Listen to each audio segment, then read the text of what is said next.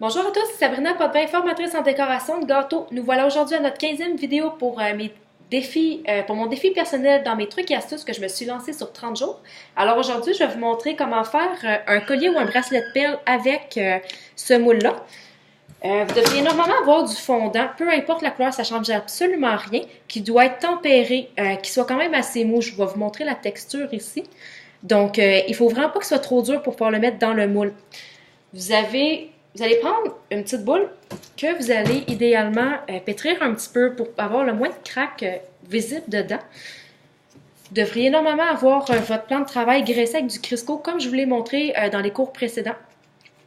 Avec votre boule, essayez de faire un petit serpentin que vous allez après ça étendre.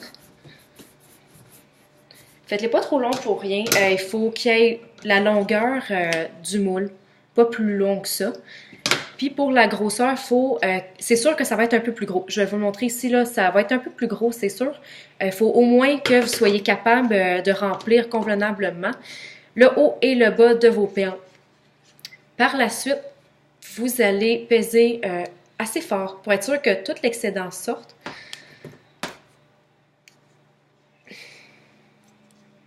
Comme ça. Et l'excédent, vous l'enlevez. Il va rester des petites coches ici. Vous allez sûrement les voir dans la vidéo. Vous avez un petit outil pointu que vous allez utiliser pour enlever les petites coches apparentes.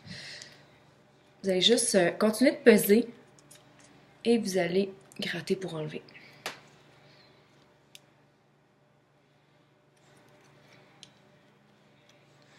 Une fois que tout est net, je vais juste finaliser ça. Une fois que tout est bien enlevé, enlevez l'excédent. Ouvrez-les, faites vraiment attention pour être sûr que le collier ou le bracelet ne va pas tout venir avec. Et vous allez le sortir. Vous devriez avoir une bande comme celle-ci. Sur votre plan de travail graissé, mettez le côté extérieur de la bande qu'il faut couper. Et vous allez avoir votre petit outil à roulette. Vous allez le passer juste pour enlever le petit excédent. Faites vraiment attention pour le faire vraiment juste sur le bord. Coupez quand même d'un trait ferme là, pour être sûr de ne pas avoir à repasser par-dessus. Ça devrait donner ça pour le moment. Si vous avez moindrement pas des petits doigts, vous pouvez utiliser deux outils. Soit l'outil qu'on vient d'utiliser avec la pointe fine ou celui-là qui est très plat. Autrement, si vous avez des petits doigts, vous pouvez simplement juste venir fermer entre les coches ici. Ça va fermer un petit peu, puis vous êtes capable de le travailler par la suite. Pour le bout, celui-là ici, si jamais il y en avait qui avaient dépassé, vous pouvez le couper directement. Si jamais vous avez trop des gros doigts pour ça, soit que vous allez utiliser cet outil-là, que vous allez commencer d'un côté et finir de l'autre. Je vais vous le montrer comme ça ici. Comme ça. Ou que vous allez prendre celui-là pour le fermer. Je vais vous le montrer. Comme ça ici. Faites vraiment attention quand vous utilisez celui-là ici pour être sûr que ça ne va pas carrément le couper.